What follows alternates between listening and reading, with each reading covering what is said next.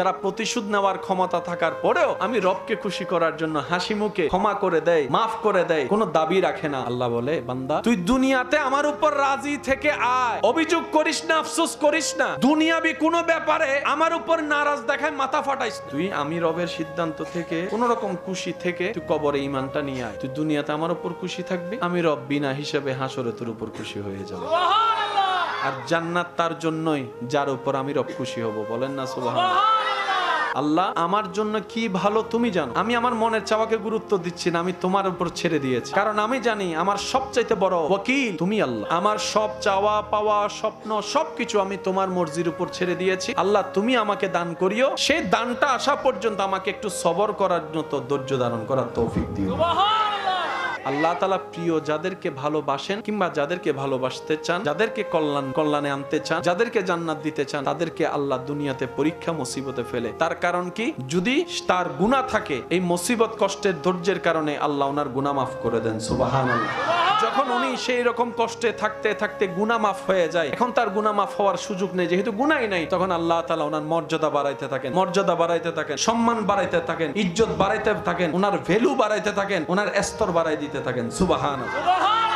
যদি ভালো থাকতে চাও ক্ষমা করে দাও, যদি সুস্থ থাকতে চাও হিংসা করিও না, কারো অন্তরে হিংসা রাখিও না, কারো প্রতি অন্তরে ক্ষমা করে দাও, ছেড়ে দাও, লোভ ছেড়ে দাও, অহংকার ছেড়ে দাও, আমিত্ব ছেড়ে দাও। আমি আল্লাহ সেই ধৈর্যশীল সহনশীল মুহসিন বান্দাদেরকে আমি আল্লাহ নিজে ভালোবাসি। সবাই রবকে ভালোবাসতে চায়, সে রব বলছেন আমি ভালোবাসি তাদেরকে যারা মুহসিন বান্দা, যারা সততার সাথে থাকার চেষ্টা করে, যারা নরম ভদ্র নম্রতাকে পছন্দ করে, যাদের জবানকে অন্যায় কাজে অশ্লীলতায় ব্যবহার করে না, যাদের চোখ হেফাজতে রাখার চেষ্টা করে, হাতকে হেফাজতে রাখার চেষ্টা করে, মান সালিমাল মুসলিমুনা মিন লিসানিহি ওয়া ইয়াদিহি, আমল করার চেষ্টা করে, যাদের অন্তরের বিশালতা সাগরের বিশালতাকে হার মানায়, যাদের মনের বিশালতা সাগরের বিশালতাকে এমন ভাবে হার মানায়, সাগর যেরকম পৃথিবীর সমস্ত ময়লা আবর্জনাকে নিজের কাছে নিয়ে পৃথিবীকে পরিষ্কার রাখে, আমার সেই মুহসিন বান্দারা সবার কষ্ট নিজের ভিতরে লালন করে হলেও মানুষের মুখে হাসি ফুটানোর চেষ্টা করে। সুবহানাল্লাহ। তাদের অন্তর তাদের চিন্তা আকাশের বিশালতাকে হার মানায়। কি রকম? এই আকাশ যেরকম সারা পৃথিবীকে একটা ছায়া ধরে ছাদের মতো হয়ে আছে, আমার সেই বান্দারা মানুষের বিপদে আপদে কষ্টে সেভাবে পাশে থাকার চেষ্টা করে তার সামর্থ্য অনুযায়ী, তার তৌফিক অনুযায়ী। মুহসিন বান্দা তারা মানুষের পথ চলার রাস্তা সহজ করে দেয়। মুহসিন বান্দা তারা অভাবের পাশে দাঁড়িয়ে অভাব দূর করার চেষ্টা করে। সুবহানাল্লাহ। আমার মুহসিন বান্দা তারা যারা নিজের পাশে আত্মীয় স্বজনের খবর রাখে। মুহসিন বান্দা তারা যারা আমি রবের খুশিতে সর্বদা নিজেকে খুশি রাখে। সুবহানাল্লাহ। কেউ যদি আপনাকে প্রশ্ন করে, মার তো দুইটা দেওয়ার ক্ষমতা তোর আছে, ছেড়ে দিলি কেন? আপনি উত্তর দিবেন, আমার রবকে খুশি করার জন্য, রবের ভালোবাসার পাত্র হওয়ার জন্য আমি ক্ষমা করে দিয়েছি। সুবহানাল্লাহ। আমরা জানি, আমরা মানি, আল্লাহ তোমাকে আল্লাহ ডাকার মতো পবিত্র জবান আল্লাহ আমরা হারিয়ে ফেলেছি। আল্লাহ তোমার কাছে যে চাইবো, যে দুইটা হাত তুলেছি, আমাদের হাতের আঙ্গুলে গুনাহ। আল্লাহ গো, আমাদের জবান গুনাহ, চোখে গুনাহ, কানে গুনাহ, হাতে গুনাহ। কোন মুখে যে তোমার কাছে চাইবো সেই মুখটাও আমাদের কাছে নাই। আল্লাহ যখন আমরা আমাদের দিকে তাকাই লজ্জায় মাথা তুলতে পারি না, চাইবো তো অনেক দূরের কথা। কিন্তু যখন আমাদের মন বলে আমাদের রব তো রহমান, আমাদের রব তো রহিম, আমাদের রব তো গনি, আমাদের রব তো গফফার, আমাদের রব তো খালিক, আমাদের রব তো মালিক। আল্লাহ তোমার যখন সিফতি নামগুলা শুনি আমাদের মনটা বড় হয়ে যায়, মন ভরে তোমার দরবারে হাত তুলে চাচ্ছি আল্লাহ আমাদের দিকে তাকিয়ে নয়, তোমার নামের খাতিরে তুমি দয়া করে আমাদেরকে কবুল করে নাও।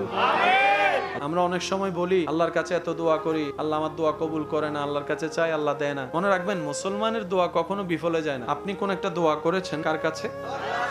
আমি তো ভবিষ্যৎ জানি, তিনি তো সব। তখন আপনার আমার দোয়া চাইলে উনি দেয় না। ছোট বাচ্চা যদি আইফোন খুঁজে আপনি দিবেন? সামর্থ্য থাকলেও তো আপনি দিবেন না, কারণ সে এখন আইফোনের যোগ্য হয়। বাচ্চার যদি খুব ঠান্ডা লাগে, আপনার সন্তান আপনার কলিজার টুকরা যদি আপনাকে কান্না করে করে যদি পা ধরেও বলে বাবা আমাকে একটা আইসক্রিম খাওয়াও, আইসক্রিম দাও, আপনার পকেটে সামর্থ্য থাকার পরও আপনি কি বাবা হিসেবে, মা হিসেবে, অভিভাবক হিসেবে আপনি কি আইসক্রিম দিবেন?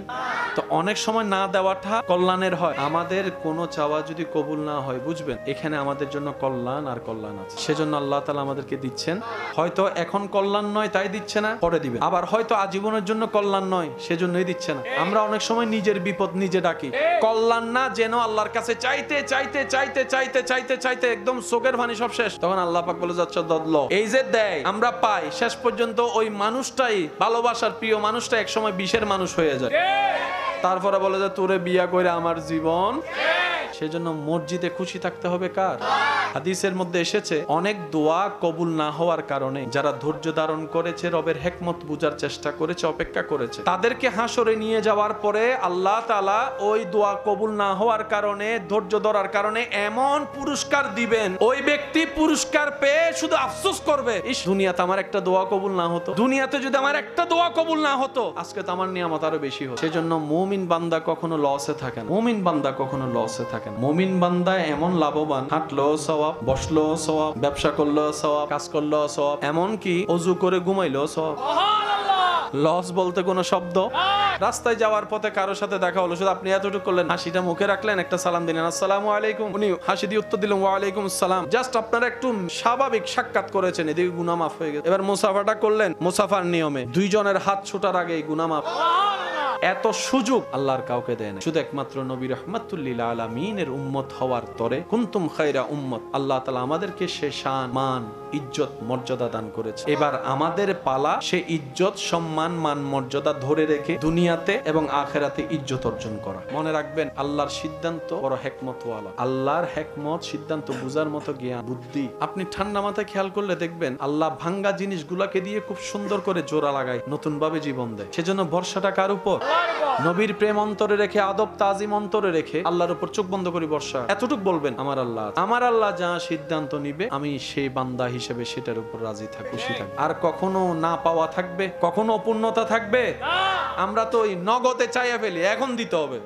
নামাজ পড়লে শান্তি বাড়ে, নামাজ পড়লে ব্রেনে রিল্যাক্সিং হয়, নামাজ পড়লে শরীরে একটা আলাদা শক্তি হয়, নামাজ পড়লে চিন্তা শক্তির পবিত্রতা আসে, নামাজ পড়লে মন শান্ত হয়, নামাজ পড়লে মনের মধ্যে ভালোবাসা, মায়া বেড়ে যায়, নামাজ পড়লে আপনার ঘুমটা ভালো হয়, নামাজ পড়লে খাবার দ্রুত হজম হয়, নামাজ পারফেক্টলি পড়তে জানলে হাঁটু এবং কোমরের যে শারীরিক যে হাড্ডির ব্যথা ওগুলো আস্তে আস্তে নিরাময় হয়, নামাজ পড়লে আপনার ঝগড়া করতে ইচ্ছে করে না, নামাজ পড়লে ক্ষমা করতে ইচ্ছে করে, নামাজ পড়লে মানুষের উপর দয়া করতে ইচ্ছা করে, নামাজ পড়লে অন্যের দোষ গোপন রাখতে ইচ্ছা করে, নামাজ পড়লে নম্র ভদ্র হয়ে চলতে ইচ্ছা করে। অর্থাৎ আল্লাহর পছন্দের গুণ যা, সত্যিকারের ভালোভাবে নামাজ যদি আমরা পড়তে পারি, সব গুণ আমাদের ভিতর দান করে দিবেন। ইন্নাস সালাত তানহা আনিল ফাহশাই ওয়াল মুনকার, ওই নিয়ামত আল্লাহ আমাদের সবাইকে দান করে দিবেন, বলেন সুবহানাল্লাহ। মওলা গো, আমার মা অনেক কষ্ট করে আমাকে পেটে ধারণ করেছিল, আমি যখন পেটে ছিলাম আমার মা ঘুমাতে পারেনি, বমির জ্বালায় খেতে পারেনি, গন্ধ খাবারের, ভালো খাবারের গন্ধ পর্যন্ত সইতে পারেনি আমার মা, আমাকে দুনিয়াতে আলো দেখাতে গিয়ে ভালো করে হাঁটতে বসতে আমার মা পারেনি, রাতের ঘুমকে আমি নষ্ট করে দিয়েছি। আমার মা যখন সারাদিন কাজ করে ক্লান্ত শরীর নিয়ে রাত্রে একটু ঘুমাতে যেত, আমি সন্তান মায়ের পেটে থেকে কিছুক্ষণ ডানে লাথি মেরেছি, কিছুক্ষণ বামে লাথি মেরেছি, আমার সে লাথির যন্ত্রণায় আমার মা ব্যথা পেলেও কখনো উ শব্দ করেনি, আমার বাবার ঘুমটা ভেঙে যাবে বলে, আমার দাদির ঘুম ভেঙে যাবে বলে, আমার নানির ঘুম ভেঙে যাবে বলে বুঝতে দেয়নি। আল্লাহ গো, আমার মার জন্য আমি যদি চামড়া দিয়ে জুতোও বানাই দিই, আমার মা বাবার হক আমি আদায় করতে পারবো না, কিন্তু আজকে তো আমি অপারগ, কারণ এমন বাস্তবতা, কুল্লু নাফসিন যায়িকাতুল মউত, এটা এমন চির বাস্তব। চোখের সামনে থেকে সন্তানকে আজরাইল যখন নিয়ে যায়, মালাকুল মউত যখন নিয়ে যায়, কারো ধরে রাখার ক্ষমতা থাকে না। আল্লাহ গো, আমার মা এতদিন আমার কাছে ছিল, দূরে থাকলো মাটা বাবাটা আমার কাছে ছিল, সন্তানটা আমার কাছে ছিল, আজকে তো ইন্না লিল্লাহি ওয়া ইন্না ইলাইহি রাজিউন, মাওলা তোমার দিকে চলে গিয়েছে, তোমার দিকে চলে গেল। আল্লাহ, আমার মার জন্য আমি কিচ্ছু করতে পারি নাই, বাবার জন্য কোনো অবদান রাখতে পারি নাই, সন্তানের কোনো সৃষ্টি সেবা করতে পারি নাই। আল্লাহ, আমি দোয়া করছি সন্তান হয়ে, আল্লাহ আমার মা আমার বাবাকে তুমি ভালো রাখিও, শান্তিতে রাখিও, দয়া করিও সেরকম যেভাবে আমার উপর দয়া করেছিল, মায়া করেছিল ছোট্ট অবস্থায়। এদিকে সন্তানের হাত উঠবে, এদিকে রবের দয়া মুক্ত হবে, জাহান্নামী হলো আল্লাহ চাইলে দয়া করে জান্নাতি বানাই দিবে। যতদিন এই পৃথিবীতে আপনার আমার নিঃশ্বাস নেওয়া হবে, বিপদ আপদ মুসিবত কষ্ট দুঃখ এর মধ্য দিয়ে আপনাকে আমাকে যেতে হবে। এই পৃথিবীতে আমরা যারা আছি কেউ কষ্টের বাইরে নয়, আপন আপন জায়গায় সবাই কষ্টে আছে। এক একজনের কষ্টের ধরন এক এক রকম, কেউ হার্টের রোগে কষ্ট পাচ্ছে, কেউ ডায়াবেটিসের রোগে কষ্ট পাচ্ছে, কষ্ট কষ্টই হয়, কষ্টের ভিন্নতায় সবাই কষ্টের মধ্যে আছে, কারণ এই দুনিয়াটা জান্নাত নয়, এটা দুনিয়া, এখানে কষ্ট মুসিবত বিপদ আপদ লেগেই থাকবে। কিন্তু সৌভাগ্যবান তারা, জয়ী তারা, বিজয়ী তারা যারা সবরের সাথে নিজের সাথে বন্ধুত্ব রাখে, বলেন সুবহানাল্লাহ। আমাদের জীবনের বেশিরভাগ সময় নষ্ট হয়েছে শুধু অন্যের দোষ খুঁজতে, অন্যের দোষ ধরতে, অন্যের ভুল খুঁজতে খুঁজতে আমাদের জীবনের অর্ধেক সময়।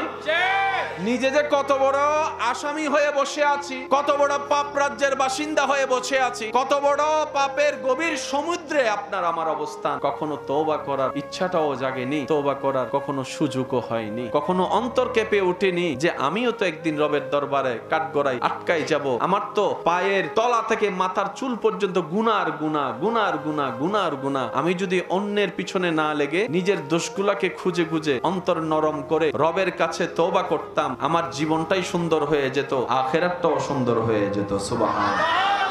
তুলনামূলক সে মানুষগুলো খুব ভালো থাকে যারা মানুষকে ক্ষমা করে। এটা ওনার গবেষণা। উনি বলছেন ওনার গবেষণায় যে সমস্ত মানুষ অন্যকে ক্ষমা করে, কারো প্রতি হিংসা রাখে না, কারো প্রতি রাগ রাখে না, অভিমান রাখে না, তুলনামূলকভাবে অন্য মানুষের তুলনায় তাদের শরীর, তাদের ব্রেন, তাদের মেন্টালিটি, তাদের শক্তি অনেকটাই ভালো থাকে। উনি গবেষণা করে পরামর্শ দিলেন। একই পরামর্শ 1450 বছর আগে নবী রাহমাতুল লিল আলামিন আমাদেরকে দিয়েছেন। সুবহানাল্লাহ। ইসলাম মানে শুধু পরকালীন শান্তি নয়, যে যা পায় আপনার কাছে পাওনা থাকলে দিয়ে দিবেন, ধরে রাখার দরকার। জায়গায় পালে জায়গা দিয়ে দিতে হবে, টাকা পাইলে টাকা, সামর্থ্য না থাকলে একটু দেখা করে ক্ষমা চেয়ে নেন। কারণ দুনিয়াতে ক্ষমা পাওয়া অনেক সহজ, আসলে সুযোগই নেই। দুনিয়াতে মাপটা একটু নিয়ে নেন। হ্যাঁ, শয়তান আপনাকে মাপ চাইতে দিবে না। শয়তান বলবে মাপ চাইলে তো তুই ছোট হয়ে যাবে, তোর মান মর্যাদা কমে যাবে। অথচ রাসূল বলে আল্লাহু আকবার, যে ক্ষমা চায় তার ইজ্জত বাড়ে, যে ক্ষমা করে দেয় তার ইজ্জত আরো বাড়ে। ক্ষমা চাওয়াটা যেরকম চ্যালেঞ্জিং, ক্ষমা করাটাও বড় চ্যালেঞ্জিং। আমি ভুলি নাই 5 বছর আগে কি করছো। আচ্ছা, একই কথা যদি আল্লাহ বলে হাসরে, আমি মাফ চাওয়ার পরে যদি আল্লাহ পাক বলে যে আমি ভুলি নাই, তাহলে তো সব শেষ। আমরা চাই আল্লাহ থেকে ক্ষমা পাওয়া, আর সে আল্লাহ বলছেন তুমি আমার দিকে তাকিয়ে নিজের সমস্ত রাগ হিংসাকে পিছনে ফেলে আমি রবকে খুশি করার জন্য আমার দিকে তাকিয়ে আমার বান্দাকে মাফ করো। তুমি আমার বান্দাকে মাফ করো বিনা শর্তে, আমি আল্লাহ তোমাকে বিনা শর্তে মাফ করে দিতে রাজি। তো নিজে ক্ষমা পাওয়ার জন্য অন্যকে ক্ষমা করার দরকার আছে না? এবার আপনারা বলেন, এক ছাদের নিচে আপনারা দুইজন থাকেন, কেউ কাউকে ক্ষমা করছেন না, কিন্তু আজীবন থাকাই লাগতেছে দুইজন, তো মাফ না করে লাভ কি হচ্ছে? থাকা তো লাগতেছে, দেখা তো হচ্ছে, মাফ না করে লাভ কি? করে দেন না মাফ। একবার মাফ করবেন, ওই মাফ করার অতীতের বিষয় নিয়ে আর কখনো কথাও মনে যতই আসুক মুখে আনবেন না। দেখবেন যে সব সমস্যা সমাধান করে দিবেন কে? আল্লাহ। আল্লাহ কি আমাদের উপর দয়া করে কি করে না? আমাদেরও উচিত নিজের দয়া নিজে অর্জন করে নেওয়া। এই আল্লাহর দয়া পাওয়ার হাজার মাধ্যমের একটা মাধ্যমের নাম নামাজ। রহমত করার জন্য রহমান আছে, কিন্তু তিনিও চান বান্দা কিছু নিজে থেকে করুক, চেষ্টা করুক, পরিশ্রম করুক। উনি করছেন, উনি করেছেন, উনি করবেন। ওনার দায়িত্ব উনি কখনো অবহেলা করে নাই, কখনো করে নাই। জঙ্গলের মধ্যেও যদি এখনো কোনো মানুষ একা আটকিয়ে থাকে, ওই জঙ্গলের গহীনের ভিতরও রহমানের নজর আছে। বিশাল বিশাল দানবাকৃতির জাহাজ, লোহার ভর, জিনিসের ভর, মানুষের ভর, হাজার কিছুর টনের ভর নিয়ে পানির উপর ভেসে থাকা সম্ভবপর নয়। যতই আপনি বৈজ্ঞানিক খাটান না কেন, আপনাকে মানতে হবে ওই পানির উপরে জাহাজ ভেসে থাকা, ওই হাজার যাত্রী নিয়ে, শত যাত্রী নিয়ে টন টন এই বিমান ভেসে থাকা আকাশের মধ্যে, এটাও রবের রহমতের নজর। রবের রহমতের নজর ছাড়া এক সেকেন্ডও কল্পনা করা সম্ভব। সে রব চায় বান্দা নিজে থেকে কিছু করুক। হযরত নিজামউদ্দিন মেহবুব ইলাহির ডাকা পাঠালো তৎকালীন বাদশা নিজামউদ্দিন, আল্লাহর ওলি, উত্তর দিচ্ছেন দুনিয়ার মানুষ তো রাজা বাদশার সাথে, প্রধানমন্ত্রীর সাথে, রাষ্ট্রপ্রধানের সাথে একটু দেখা করার জন্য, একটু সেলফির জন্য পাগল হয়ে যায়, কিন্তু যারা আল্লাহর প্রিয় বান্দা ওনাদের সাথে দেখা করতে চাচ্ছে দুনিয়ার রাজা। উনি উত্তর দিলেন আমার কোনো প্রয়োজন নাই, আমি যাব কেন? প্রয়োজন যার সে আসবে। আমি গরিব হতে পারি, আমি দুনিয়ার চোখে অর্থের ভিখারি হতে পারি, আমার কাছে সসম্পদ হয়তো রাজার মতো নাই, কিন্তু আমার সেই লেনদেন তো রাজা বাদশার সাথে নয়, আমার মওলার সাথে, আমার মালিকের সাথে, আমার রবের সাথে। আমার যা দরকার রবের কাছে চাই, আমাকে যা দেয় আমার রবে দেয়। নিয়াওয়ালার সাথে আমার লেনদেনের কোনো দরকার। মনে রাখবেন, যার ইয়কিন, যার তাওয়াক্কুল যেমন, তার উপহার পুরস্কারও তেমন। আমরা পাই না কেন? আমাদের রবের তো সব আছে, দোষটা হচ্ছে নিজের আমাদের। সেটা কি? আমাদের ইয়কিনে দুর্বলতা আছে, আমাদের বর্ষার উপর দুর্বলতা আছে, আমাদের ধৈর্যের মধ্যে দুর্বলতা আছে, আমাদের সহ্য করার মধ্যে দুর্বলতা আছে। আমরা অপেক্ষা করতে রাজি না, আমরা অপেক্ষা করতে রাজি না, আমরা অস্থির হতে রাজি, আমরা গালাগালি করতে রাজি, বকা করতে রাজি, ঝগড়া করতে রাজি, মারামারি করতে রাজি, আমরা শান্তি প্রতিষ্ঠাতে কেউ রাজি নাই। কথা বলেন ঠিক কিনা?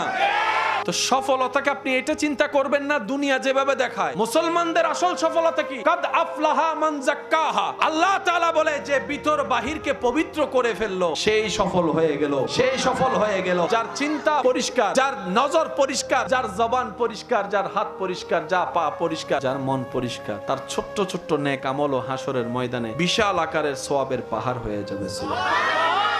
জীবন চলার পথে পরীক্ষা আছে না নাই? আসবে কি আসবে না? আমরা অল্প অল্প পরীক্ষায় ভেঙে পড়ি, কিন্তু আপনি যদি একটু ঠান্ডা মাথায় গবেষণা করে দেখেন, আপনি দেখবেন পৃথিবীতে যারাই আল্লাহর বেশি প্রিয় বান্দা ছিল, আল্লাহ তাদেরকে বেশি বেশি মুসিবত দিয়ে পরীক্ষা করেছে। কারবালার ময়দান ইমাম হুসাইনের যেই ট্র্যাজেডি, যে কষ্ট, যে পরীক্ষা, যে মুসিবত, তার হাজার ভাগের এক ভাগ কষ্ট আল্লাহ পাকে এখন আপনাকে আমাকে ফেলে নাই। আইয়ুব নবীর শরীরের যে যন্ত্রণাদায়ক কষ্ট, এরকম পরীক্ষায় আল্লাহ আপনাকে আমাকে ফেলে নাই। ইউনুস পয়গম্বরের মাছের পেটে থাকার সেই কঠিন মুহূর্তের যন্ত্রণায় আল্লাহ আপনাকে আমাকে ফেলে নাই। মনে রাখবেন ভাইয়েরা, আমাদের কাজ চেষ্টা করা। আমরা কেউ কমপ্লিট না, হাজার বললো আমরা কেউ কমপ্লিট না, আমরা হচ্ছে চেষ্টাকারী, চেষ্টা করতে পারি। সেজন্য নবী রহমাতুল্লিল আলামিনের সদকায় আল্লাহ তাআলা আমাদেরকে এমন দয়া করেছেন, এই শেষ নবীর উম্মত চেষ্টা যেটা করে সেটা অন্য নবীর উম্মতের করার চাইতে বেশি দান করে। আমার নামে চেষ্টার কথা বলেছি, আপনি তো আমার চাইতে ভালো জানেন। আপনি শুধু নিয়ত করেছেন এখন ফজরের নামাজটা পড়বেন, এখনো ফজরের টাইম আসেনি, নিয়ত করার সাথে সাথে আপনার রব আপনার নিয়তের কারণে আলাদাভাবে সওয়াব লেখার পারমিশন দিয়ে দিয়েছে। মা বাবার চেহারার দিকে মায়ার নজর একবার তাকাইলেই হজের সওয়াব। সুযোগ আছে না নাই? আল্লাহ তাআলা আমাদেরকে এই নিয়ামতগুলো নিয়ে ধৈর্যের সাথে, সহ্যের সাথে, হাসি মুখে, অন্যের মুখে হাসি ফুটানোর চেষ্টা করে, বিনা স্বার্থে মানুষের উপকার করার চেষ্টা করে, চলার চেষ্টা করার, ইবাদত করার আল্লাহ আমাদের তৌফিক দান করুন। রহমাতুল লিল আলামিন নবীর ওয়াফাদার উম্মত, আল্লাহ তাআলার ওয়াফাদার বান্দা বনে দুনিয়াতে যতদিন থাকবো আমরা সবাই, আমরা যেন আপন আপন জায়গায় মান সম্মান ইজ্জতের সাথে, ঈমানের সাথে বাঁচতে পারি। আল্লাহ তৌফিক দান করুন। আমরা যেন ইজ্জতের সাথে, ঈমানের সাথে শেষ মুহূর্তে হাসি মুখে কালিমা পড়ে ঈমানের সাথে দুনিয়ার থেকে যেতে পারি। এরকম নসিব আল্লাহ আমাদেরকে সবাইকে দান করুন। হাসরের ময়দানে আরশের নিচে ছায়া যেন আমাদের ভাগ্যে জুটে, নবী রাহমাতুল্লিল আলামিনের সুপারিশ পাওয়ার যোগ্য যেন আমরা হয়ে যেতে পারি। আল্লাহ আমাদের সেই তৌফিক দান করুক। পৃথিবীর পাথরে রোদের আলো পড়লে তাপ বেড়ে যায়, হাঁটা যায় না, কিন্তু কাবা শরীফের সাথে লাগা ওই পাথর মোবারক গুলা হাজার গরম রোদের ভিতরও কখনো গরম হয়। এই পাথর থেকে এমন একটা ঘ্রাণ বের হয়, যার নাক একবার লেগেছে ওনাকে একটু জিজ্ঞেস করবেন। মানুষ ধাক্কাধাক্কি পছন্দ করে না, মানুষ চাপাচাপি পছন্দ করে না, মানুষ অন্যের ঘামের সাথে লাগা পছন্দ করে না, মানুষ ব্যথা পাওয়া পছন্দ করে না, কিন্তু আশেকের চোখের সামনে যখন ওই কাবা চলে আসে তখন আর এই খবর থাকে না। হাজার মানুষের ভিতরও প্রতিযোগিতায় লেগে যায়, কাশ এই হাত দিয়ে যদি একবার কাবা ধরতে পারতাম, সুবহানাল্লাহ, কাশ এই হাতের স্পর্শ যদি একটু কাবা ধরতে পারতাম, গিলাফ ধরতে পারতাম। পিছন থেকে হাজার চাপ আসলো, বুক ভেঙে যাওয়ার চেষ্টা থাকলো, মানুষ কাবায় যখন একবার বুক লাগাই দেয় সেখান থেকে আর ছুটতে চায় না, বলে যে মরলে মরে যাব। সুবহানাল্লাহ। আল্লাহ তাআলা নবী হযরত ইব্রাহিম আলাইহিস সালামকে আল্লাহর ঘর পুনর্নির্মাণের জন্য দায়িত্ব দিলেন। আল্লাহ তাআলা ইব্রাহিম নবীকে দায়িত্ব দিলেন, তুমি আমার ঘরকে পুনর্নির্মাণ সুন্দর করে করো। এবার আপনারা একটু বলেন, কোন একটা কিছু বানাতে গেলে ইটের দরকার, লোহার দরকার, সিমেন্টের দরকার, মিস্ত্রির দরকার, তারপরে হেল্পারের দরকার, এগুলো জিনিস আনা নেওয়ার জন্য মানুষের দরকার। আল্লাহ যখন ইব্রাহিম নবীকে এই আদেশ দিচ্ছেন তখন মক্কা নগরীর আশেপাশে কোনো সিমেন্টের দোকান, লোহার দোকান, পাথরের দোকান। ইব্রাহিম নবী বলে, আল্লাহ আপনি হুকুম দিয়েছেন, এখানে আর কোনো কথা নাই, কারণ বান্দার কাজ রবের খুশিতে নিজেকে খুশি রাখা। নিজের খুশিতে নিজে খুশি থাকা এটা বান্দা নয়, রবের হুকুমে, রবের ইচ্ছায়, রবের খুশিকে প্রাধান্য দিয়ে যে নিজে খুশি থাকতে পারে সেই হচ্ছে আব্দে সোয়ালে, নেককার বান্দা, যেটা আমরা এখনো পর্যন্ত পরিপূর্ণভাবে কেউ হতে পারি। যারা হয়েছেন তারা সৌভাগ্যবান। ইব্রাহিম নবী বললেন, আল্লাহ আপনার হুকুম তো আমি মানতে রাজি, ডিউটি করতে রাজি। আল্লাহ জিনিস তো দরকার। রব বলে যে হুকুম যেহেতু আমি দিয়েছি, জিনিসের ব্যবস্থাও আমি করে দিব। ইব্রাহিম নবীকে আল্লাহ পাক বললেন, ইব্রাহিম যা দরকার আমি দিচ্ছি। আল্লাহ তাআলা যা যা দেওয়ার সব দিলেন। এবার বলেন জিনিস আছে না নাই? মিস্ত্রি, মিস্ত্রির কাজ করার জন্য একজন কি দরকার? কারণ আশেপাশে তো কোনো মানুষজন। ইব্রাহিম নবী বললেন, আল্লাহ হেল্পার তো একজন লাগে, হেল্পার কই পাবো? রব বলে যে তোমার থেকে তুমি বাছাই করে নাও, তোমার সন্তান তো দুইটা আছে, একজন বাছাই করো। ইব্রাহিম নবী সেই দিন হেল্পার হিসেবে, সহযোগী হিসেবে বাছাই করলেন নবী হযরত ইসমাঈল আলাইহিস সালামকে।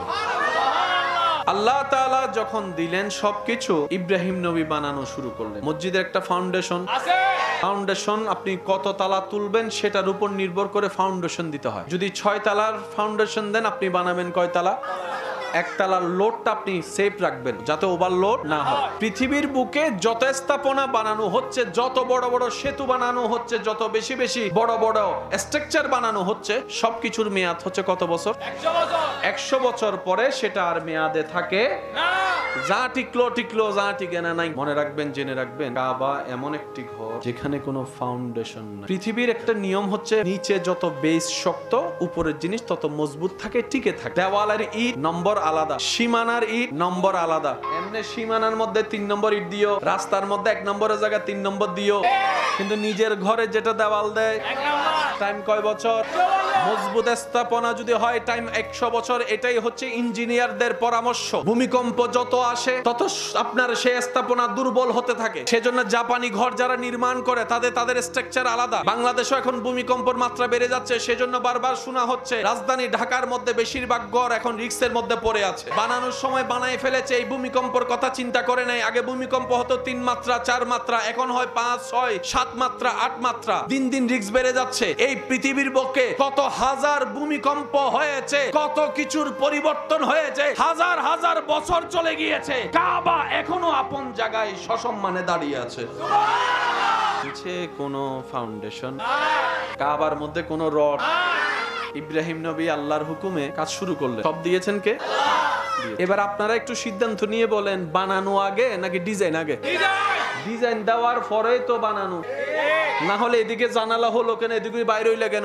ডিজাইন অনুযায়ী হয়েছে। তো মিস্ত্রি যেহেতু ইব্রাহিম নবী কাজ করতেছেন, ডিজাইন লাগবে না? এমনি তো বানালে হবে না। ইব্রাহিম নবী বললেন, আল্লাহ মিস্ত্রিও প্রস্তুত, জিনিসও প্রস্তুত, একটা ডিজাইন তো লাগবে। আল্লাহ ডিজাইন, রব্বুল আলামিন বলে, ওই যে দেখেছো তুমি সপ্তম আসমানে বাইতুল মামুর, পৃথিবীর মধ্যবিন্দু বলা হয় কাবাকে। পৃথিবীকে যদি ম্যাপ করা হয় চতুর্দিকে ঠিক নাবি কাবা, কাবা বরাবর উপরে হচ্ছে বাইতুল মামুর। কাবা হচ্ছে মানুষের তাওয়াফের জায়গা, বাইতুল মামুর হচ্ছে ফেরেশতাদের তাওয়াফের জায়গা। সুবহানাল্লাহ।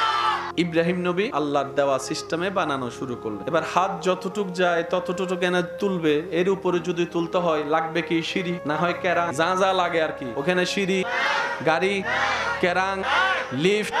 এবার ইব্রাহিম নবী বলে, আল্লাহ আমি এখন কি করব? রব বলে যে টেনশনের দরকার নাই, আমি আল্লাহ তোমার জন্য জান্নাতি একটা লিফট পাঠাই দিচ্ছি। পৃথিবীর সর্বপ্রথম লিফট আল্লাহ তাআলা বললেন, পাঠাই দিলাম তোমার জন্য এমন একটা লিফট, শুধু সেখানে দাঁড়িয়ে মুখে আওয়াজ করার দরকার নাই, মনে মনে নিয়ত করবা। ডানে যাবা না, বামে যাবা না, উপরে যাবা না, নিচে যাবা, তুমি শুধু নিয়ত করবা, বাকি কাজ সে করে ফেলবে। সুবহানাল্লাহ। বানানো শেষ, বানানো বাকি যা আছে। ইব্রাহিম নবী বললেন, আল্লাহ এগুলো আমি এখন কি করব? রব্বুল আলামিন বললেন, বন্ধু ইব্রাহিম যা আছে সব আকাশের দিকে ছুটে মারো, সব আকাশের দিকে মারো। বাকি যা আছে আল্লাহ পাক বললেন বাকিগুলা উপরের দিকে ছুটে মারো। ইব্রাহিম নবীর আল্লাহর হুকুমে কাবা শরীফের অবশিষ্ট যা কিছু ছিল সবকিছু উপরের দিকে তুলে মারলেন। আল্লাহর হুকুমে ওই কণা কণা কাবার সম্পৃক্ত যা আল্লাহ পৃথিবীর আনাচে কানাচে ছড়াই দিয়েছেন। ওই কাবা নির্মাণের ছোট্ট অংশ পৃথিবীর যেই জায়গায় গিয়ে পড়েছে, কিয়ামতের একদিন আগে হলো সে জায়গায় একটা মসজিদ তৈরি হবে। এবার বুঝছেন পুকুরের পাশে কেন মসজিদ? ওই কণা যেখানে পড়েছে আল্লাহর ঘর। এবার আল্লাহ ইব্রাহিম নবীকে দুনিয়াতে পাঠালেন কি ঘর বানানোর জন্য নাকি ইসলাম প্রচারের জন্য? তাহলে ওনার ডিউটি হচ্ছে যে ইসলাম প্রচার করা, কিন্তু আল্লাহ পাক দিয়েছেন এমন একটা কাজ যেটা ওনার নবুয়তের কাজের মধ্যে পড়ে। এবার ইব্রাহিম নবী বললেন, আল্লাহ ওভার টাইম যেহেতু করছি বেতন দাও। এগুলো প্রেমের ভাষা, প্রেমের ভাষা। ইব্রাহিম নবী বলে যে আল্লাহ আমাকে বেতন দাও, আমার কাজ তো এটা না, তুমি বলেছো আমি করেছি, মালিক হুকুম করেছো গোলাম কাজ করেছি, কিন্তু পারিশ্রমিক বলতে একটা শব্দ। আল্লাহ পাক বললেন, ইব্রাহিম বেতন হিসেবে কি চাও? যা চাইবা তা দিব, বলো। পাহাড় 3টাকে স্বর্ণ বানাই দিব? ইব্রাহিম বলে যে না আল্লাহ আমার স্বর্ণের পাহাড় লাগবে না। সাগরকে তোমার জন্য হীরা বানাই দিব? আল্লাহ পাক যখন বললেন, ইব্রাহিম বলে যে না আল্লাহ আমার হীরার সাগর লাগবে না। সন্তানকে আরো বাড়িয়ে দিব? ইব্রাহিম নবী বললেন, আল্লাহ আমার সন্তান আর লাগবে না। আল্লাহ পাক বললেন, তোমার সুস্থ সুস্থতা হায়াত বাড়িয়ে দিব। ইব্রাহিম নবী বলে যে আল্লাহ আমার সেটাও লাগবে না। আল্লাহ পাক বলেন জান্নাতে তোমার জন্য ঘর আরো 3টা বরাদ্দ করে দিব। ইব্রাহিম নবী বলে যে আল্লাহ আমার সেটা লাগবে না। আল্লাহ পাক বলে ইব্রাহিম চাও কি বন্ধু আমার, বলো তুমি কি চাও? এই যে পরিশ্রম করলা বেতন হিসেবে কি চাও? তোমার কি লাগবে বলো আমাকে, তোমার কি লাগবে বলো আমি। সেই দিনের সেই চিত্রটা কুরআনুল কারীমে এইভাবে উঠে এসেছে। ইব্রাহিম নবী আল্লাহকে বলে আল্লাহ রব্বানা ওয়াবআস ফীহিম রাসূলাম। ইব্রাহিম নবী দোয়ার মধ্যে বলছেন রব্বানা ওয়াবআস ফীহিম রাসূলাম। আল্লাহ গো তোমার ভান্ডারে জমানো দুনিয়ার জন্য আসা ওই রকম রাসূলদের ভিতরে দামি রাসূলটা কাউকে দিও না, আমি ইব্রাহিমকে দাও, আমি ইব্রাহিমকে দাও, আমি ইব্রাহিমকে দাও। আল্লাহ তাআলা বলে ইব্রাহিম গো লিস্টির মধ্যে রাসূলের ভিতরে মূসার মতো রাসূলও আছে যিনি কালিমুল্লাহ, ঈসার মতো রাসূলও আছে যিনি রূহুল্লাহ, দাউদের মতো রাসূলও আছে যিনি খলিফাতুল্লাহ। ও ইব্রাহিম তোমার কোনটা লাগবে? ইব্রাহিম নবী বলে আল্লাহ সব রাসূলের সম্মানিত, কিন্তু আমি ওগুলাকে চাই না। যিনি নবীদের নবী হবে, রাসূলের রাসূল হবে, ইমামুল আম্বিয়া হবে, তোমার বন্ধু হবে, তোমার মাহবুব হবে, তোমার হাবিবুল্লাহ হবে। রাসূলাম আত-তানবীর লিত-তাযীম, রাসূল জগতে সবচাইতে দামি রাসূল কাউকে দিতে পারবে না, আল্লাহ আমার বংশে দিতে হবে। সুবহানাল্লাহ। ওই দিন ওই দোয়া আল্লাহ কবুল করে আমাদের নবীকে ইব্রাহিম নবীর বংশে আসার জন্য আল্লাহ তাআলা। এবার ইব্রাহিম নবীর সন্তান কয়জন?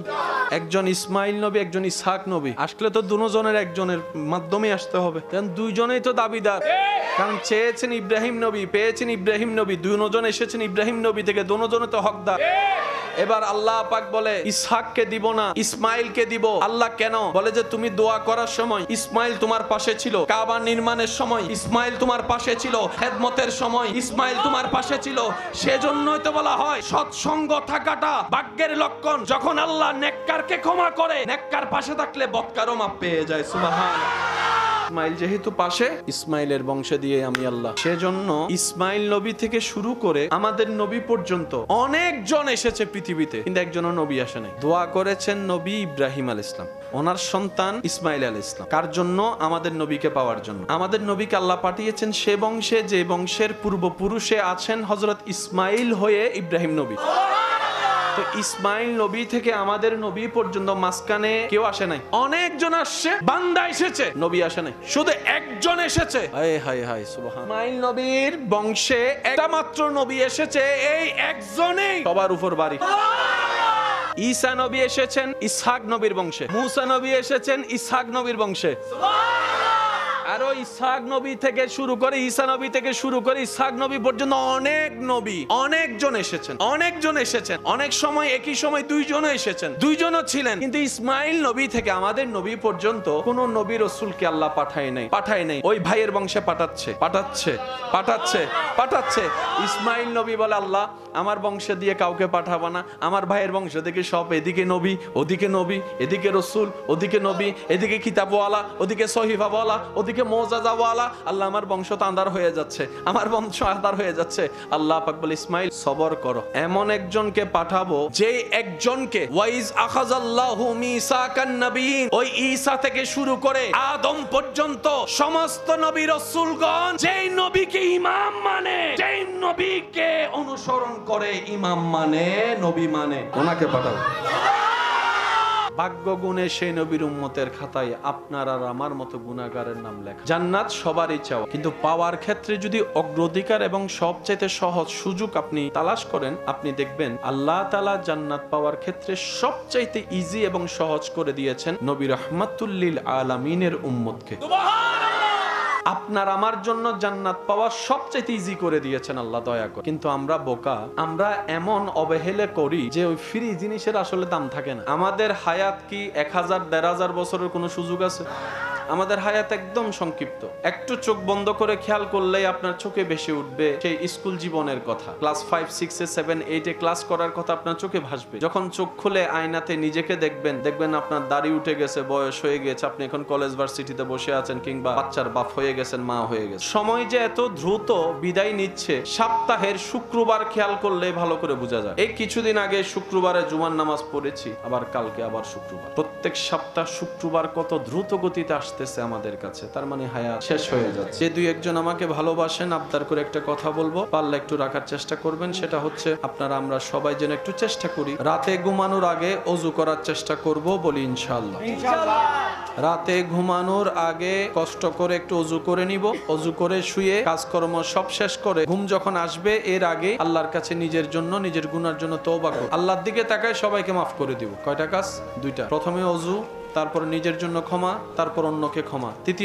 চতুর্থ নম্বর, প্রাণ মন ঘর ভরে যে যতবার পারেন আপন নবীর উপর দরুদ পড়বেন। এই চারটা কাজ করলে প্রত্যেকদিন 10 মিনিটের বেশি সময় লাগবে না। কিন্তু এই প্র্যাকটিসটা যদি করতে পারি, আপনি 3 মাস করেন, তারপর আপনি নিজের রেজাল্ট নিজে পাবেন। তখন দেখবেন আগের মতো আর আপনার রাগারাগি গালাগালি চিল্লাফাল্লা করতে ইচ্ছা করবে না, তখন শুধু সইতে মজা লাগবে। রবের প্রেমের যে কি শান্তি, একবার পড়ে দেখেন, আগুনে পড়লেও মজা লাগবে। আমার ভাইরা সর্বদা মাথায় রাখবেন, এই দুনিয়াতে সবাই জিততে চায়, কেউ হাঁটতে চায়।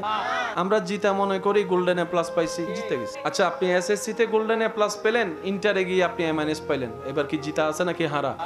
আপনি সব সেক্টরে গোল্ডেন এ প্লাস পাইছেন, কিন্তু চাকরি হওয়ার আগের দিন আপনি পাগল হয়ে গেছেন। মাথায় রাখবেন, আমাদেরকে কেমন যেন একটা প্রতিযোগিতায় নেমে দেওয়া হয়। ছোট্ট ছোট্ট বাচ্চারা নার্সারিতে যাওয়ার সময় দেখবেন ব্যাগের ভারে, বইয়ের ওজনে হাঁটতেই পারে না, ওই ব্যাগটা মা বাবাকে, অভিভাবককে নিতে হয়। এই ছোট্ট ছোট্ট বাচ্চারা এখন থেকে যদি এত প্রেসার নেই, আগে তো খেলার একটা টাইম ছিল, ব্রেন ফ্রেশ হওয়ার একটা সময় ছিল, এখন তো এমন ভাবে খেলার মাঠ বন্ধ হচ্ছে যে খেলারও কোনো সুযোগ। এই বাচ্চাগুলো কি করবে? ওদের স্মৃতি কি থাকবে ছোট্টবেলা? আল্লাহর ওয়াস্তে প্রতিযোগিতা হওয়ার দরকার নেই, পাশ করার দরকার নাই, জ্ঞান অর্জন করা হচ্ছে মূল বিষয়। তলাবুল ইলমি ফরিদাতুন আলা কুল্লি মুসলিমিন ওয়া মুসলিমাত। এইরকম পৃথিবীতে অনেক বড় ব্যবসায়ী আছেন যারা পড়ালেখায় তেমন ভালো ছিল না, কিন্তু ওনাদেরকে এমন আল্লাহ পাক দান করেছেন, ওনাদের ফ্যাক্টরিতে চাকরি নেওয়ার জন্য এখন গোল্ডেন এ প্লাস ওয়ালারা লাইন ধরে দাঁড়ায় আছে, কিন্তু উনি পরীক্ষার মধ্যে পাইছিলেন এ মাইনাস। অনুরোধ করব, আপনার ছেলে মেয়ে আপনি যা বানানোর বানান, যা শিখানোর শিখান, আল্লাহ আপনার স্বপ্ন পূরণ করুক, আমরাও দোয়া করি। তবে একটা কাজ সাথে রাখবেন, সন্তানের অন্তরে আপনার নবীর প্রতি আদব এবং মহাব্বত প্রবেশ করাই দিন, আপনার রবের প্রতি ভয় প্রবেশ করিয়ে দিন। সে সন্তানকে কিছু কোরআনের আয়াত সূরা শিখাই দিবেন, দোয়া শিখাই দিবেন, যেন আপনার সন্তান আপনার কবরের পাশে দাঁড়াতে না পারলেও দূর পথ থেকেও যেন রবের দরবারে দুইটা ভিক্ষার হাত তুলে এতটুকু বলে, রব্বির হামহুমা কামা রাব্বায়ানিস সাগীরা, রব্বির হামহুমা কামা রাব্বায়ানিস সাগীরা। আল্লাহ তাআলা আমাদের সবাইকে দুনিয়াতে পাঠিয়েছেন শুধুমাত্র আখিরাতে ভালো থাকার বাজার করার জন্য। আমরা দুনিয়াতে আসছি বাজার করার জন্য, আখিরাতে দাড়িপাল্লায় নেকির পাল্লাটা যেন ভারী করতে পারি, তাজরি মিন তাহতিহাল আনহার ওয়ালা জান্নাত যেন আল্লাহ তাআলা আমাদেরকে দেন, ওই ঘরে যেন আমাদের বসবাস হয়। ওই জান্নাতের ঘরে চির সুখ শান্তিতে থাকার জন্য, এই দুনিয়াতে আখিরাতের বাজার করার জন্য এই যে আমাদের আশা, এই আশার মধ্যে আছে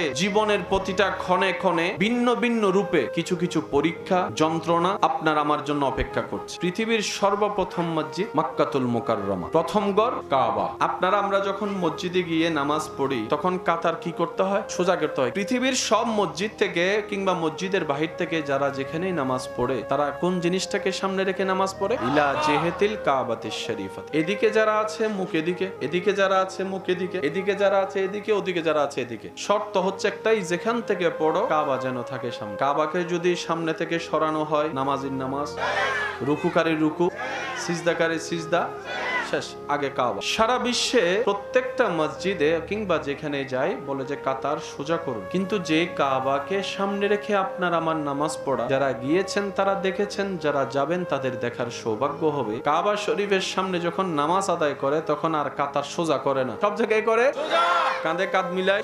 কিন্তু সেই কাবার সামনে গেলে ইসলাম যে কত স্মুথ, কত ক্লিয়ার, কত সুন্দর, ইস আমরা যদি একটু বোঝার চেষ্টা করি। আমার যুবক ভাইদেরকে অনুরোধ করে একটা কথা বলি, আজীবন মাথায় রাখবেন, ইসলাম জানার চাইতে বেশি দরকার ইসলাম বুঝা। ইসলামকে বুঝতে হবে জিনিসটা কি। আপনাকে যদি বিজ্ঞান বুঝে পড়তে হয়, গণিত যদি বুঝে করতে হয়, কাকে কি ওষুধ দিবেন সেটা যদি বুঝে দিতে হয়, ইবাদতটা কিভাবে করবো সেটা একটু বুঝে করতে হবে না?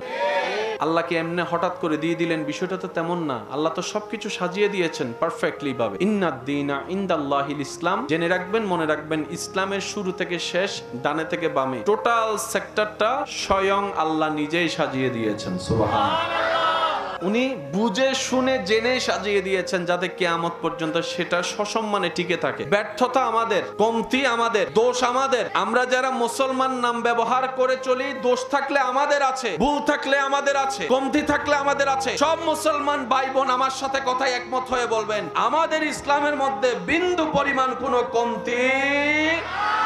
কমতি আছে শুধু আমাদের ভিতরে। ইসলাম জানার চাইতে বেশি দরকার কি? বুঝা।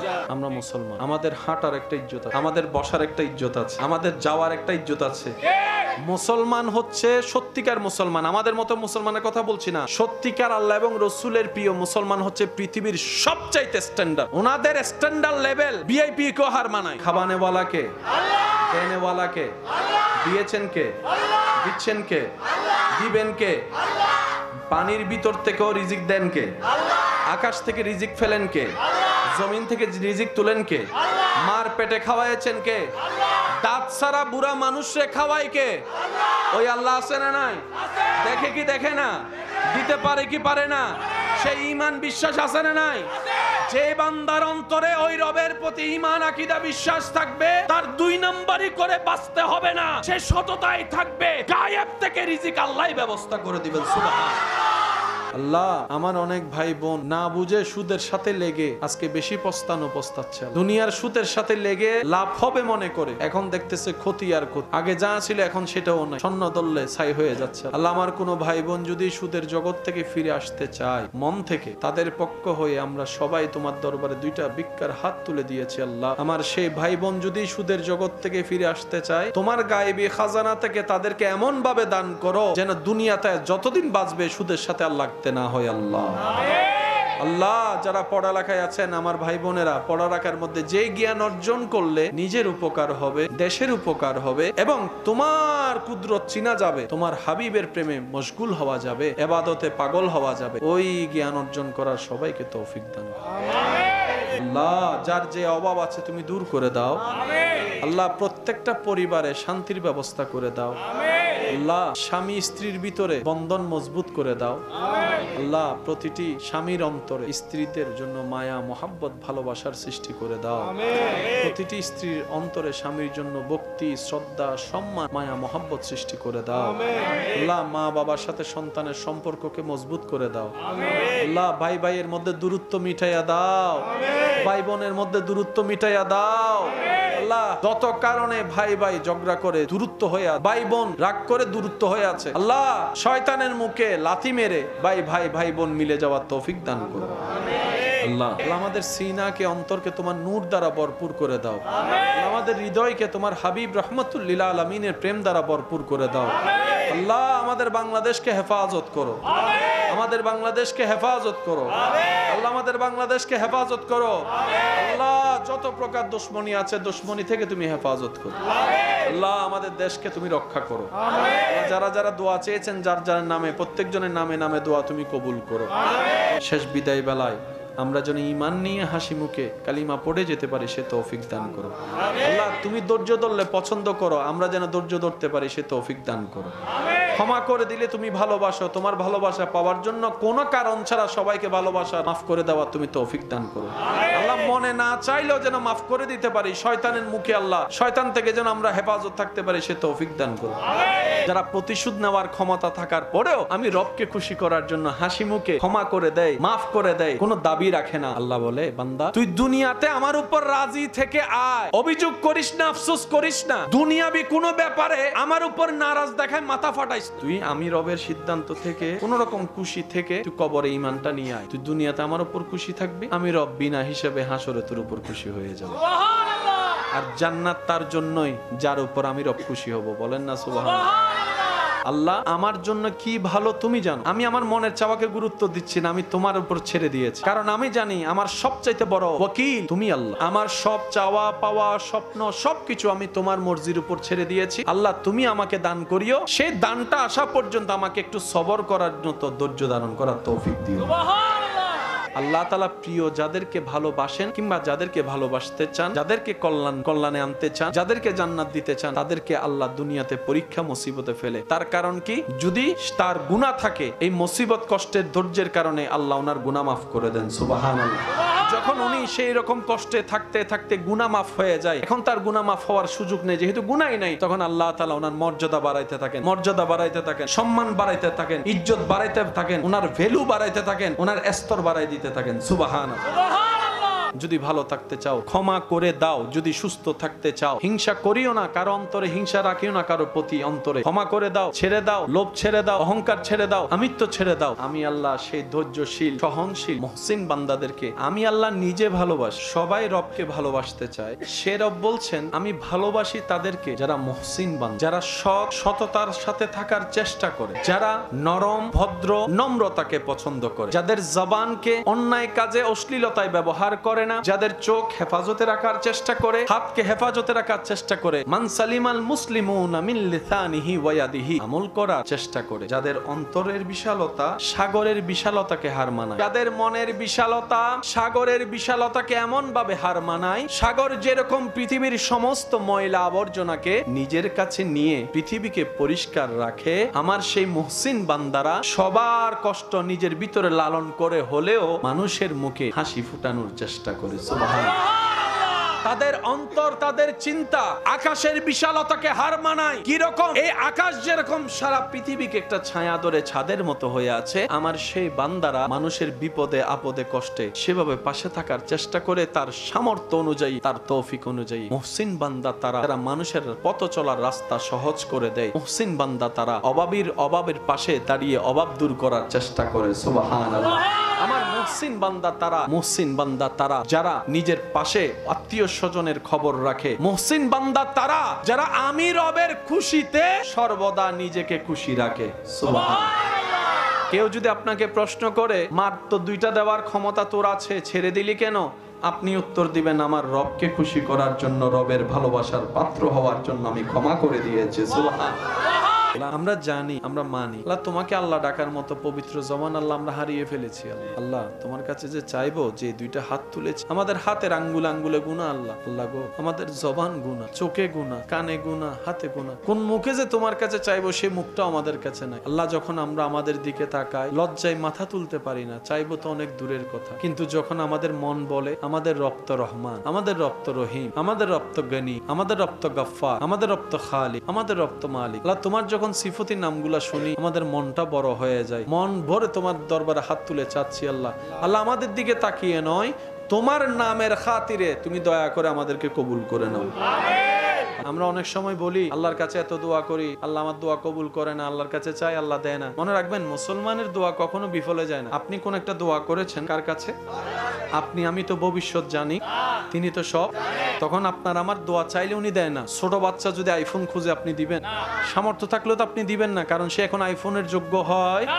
বাচ্চার যদি খুব ঠান্ডা লাগে, আপনার সন্তান আপনার কলিজার টুকরা যদি আপনাকে কান্না করে করে যদি পা ধরেও বলে বাবা আমাকে একটা আইসক্রিম খাওয়াও, আইসক্রিম দাও, আপনার পকেটে সামর্থ্য থাকার পরও আপনি কি বাবা হিসেবে, মা হিসেবে, অভিভাবক হিসেবে আপনি কি আইসক্রিম দিবেন? তো অনেক সময় না দেওয়াটা কল্যাণের হয়। আমাদের কোনো চাওয়া যদি কবুল না হয়, বুঝবেন এখানে আমাদের জন্য কল্যাণ আর কল্যাণ আছে। সেজন্য আল্লাহ তাআলা আমাদেরকে দিচ্ছেন। হয়তো এখন কল্যাণ নয় তাই দিচ্ছে না, পরে দিবেন। আবার হয়তো আজীবনের জন্য কল্যাণ নয় সেজন্যই দিচ্ছে না। আমরা অনেক সময় নিজের বিপদ নিজে ডাকি, কল্যাণ না যেন আল্লাহর কাছে চাইতে চাইতে চাইতে চাইতে চাইতে চাইতে একদম চোখের পানি সব শেষ। তখন আল্লাহ পাক বলে যাচ্ছে দদলো, এই যে দেয় আমরা পাই, শেষ পর্যন্ত ওই মানুষটাই, ভালোবাসার প্রিয় মানুষটা একসময় বিষের মানুষ হয়ে যায়। তারপরে বলে যে তোরে বিয়া করে আমার জীবন। সেজন্য মসজিদে খুশি থাকতে হবে কার? হাদিসের মধ্যে এসেছে অনেক দোয়া কবুল না হওয়ার কারণে যারা ধৈর্য ধারণ করেছে, রবের হিকমত বুঝার চেষ্টা করেছে, অপেক্ষা করেছে, তাদেরকে হাসরে নিয়ে যাওয়ার পরে আল্লাহ তাআলা ওই দোয়া কবুল না হওয়ার কারণে, ধৈর্য ধরার কারণে এমন পুরস্কার দিবেন, ওই ব্যক্তি পুরস্কার পেয়ে শুধু আফসোস করবে, ইস দুনিয়াতে আমার একটা দোয়া কবুল না হতো, দুনিয়াতে যদি আমার একটা দোয়া কবুল না হতো, আজকে তো আমার নিয়ামত আরো বেশি হতো। সেজন্য মুমিন বান্দা কখনো লসে থাকে না, মুমিন বান্দা কখনো লসে থাকে না। মুমিন বান্দা এমন লাভবান, হাঁটলো সওয়াব, বসলো সওয়াব, ব্যবসা করলো সওয়াব, কাজ করলো সওয়াব, এমনকি ওযু করে ঘুমাইলো সওয়াব। লস বলতে কোনো শব্দ। রাস্তায় যাওয়ার পথে কারোর সাথে দেখা হলো, শুধু আপনি এতটুকু করলেন, হাসিটা মুখে রাখলেন, একটা সালাম দিলেন, আসসালামু আলাইকুম, উনি হাসি দিয়ে উত্তর দিলেন ওয়া আলাইকুম আসসালাম। জাস্ট আপনারা একটু স্বাভাবিক সাক্ষাৎ করেছেন, এদিকে গুনাহ মাফ হয়ে গেছে। এবার মুসাফাটা করলেন মুসাফার নিয়মে, দুইজনের হাত ছোটার আগে গুনাহ মাফ। এত সুযোগ আল্লাহর কাউকে দেয় না, শুধু একমাত্র নবী রাহমাতুল লিল আলামিনের উম্মত হওয়ার তরে কুনতুম খায়রা উম্মত আল্লাহ তাআলা আমাদেরকে সে শান, মান, ইজ্জত, মর্যাদা দান করেছে। এবার আমাদের পালা সে ইজ্জত, সম্মান, মান, মর্যাদা ধরে রেখে দুনিয়াতে এবং আখিরাতে ইজ্জত অর্জন করা। মনে রাখবেন আল্লাহর সিদ্ধান্ত বড় হিকমতওয়ালা। আল্লাহর হিকমত, সিদ্ধান্ত বুঝার মতো জ্ঞান, বুদ্ধি আপনি ঠান্ডা মাথায় খেয়াল করলে দেখবেন আল্লাহ ভাঙ্গা জিনিসগুলোকে দিয়ে খুব সুন্দর করে জোড়া লাগায়, নতুন ভাবে জীবন দেয়। সেজন্য ভরসাটা কার উপর? নবীর প্রেম অন্তরে রেখে, আদব তাজিম অন্তরে রেখে আল্লাহর উপর চোখ বন্ধ করে ভরসা। এতটুকু বলবেন আমার আল্লাহ যা সিদ্ধান্ত নিবে আমি সেই বান্দা হিসেবে সেটার উপর রাজি থাকি, খুশি থাকি। আর কখনো না পাওয়া থাকবে, কখনো অপূর্ণতা থাকবে, আমরা তো ওই নগদে চাইয়া ফেলি, এখন দিতে হবে।